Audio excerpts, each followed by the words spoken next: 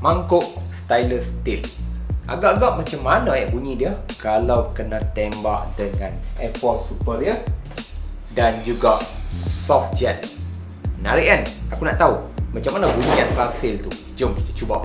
Soft gel dah reload. Kita masuk dalam Air Force Superior.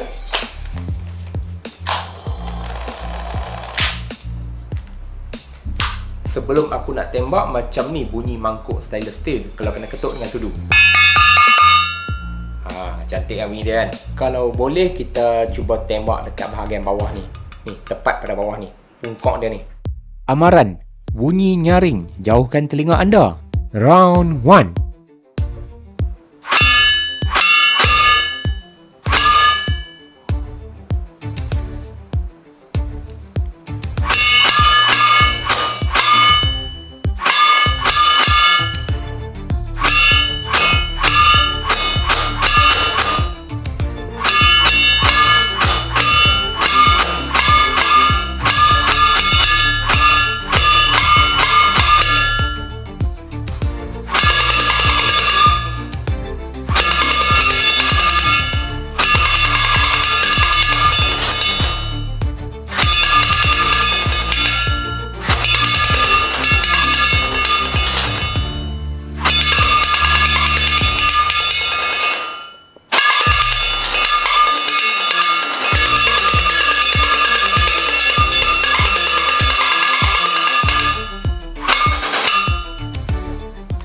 Round 2.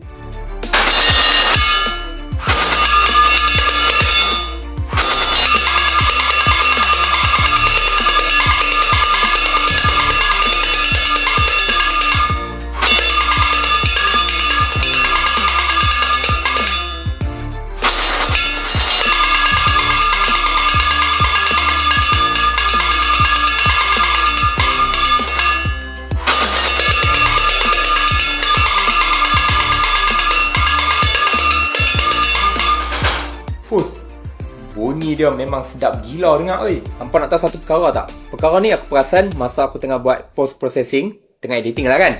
Biasanya kalau macam record blaster, aku akan gunakan phone aku sebagai second camera.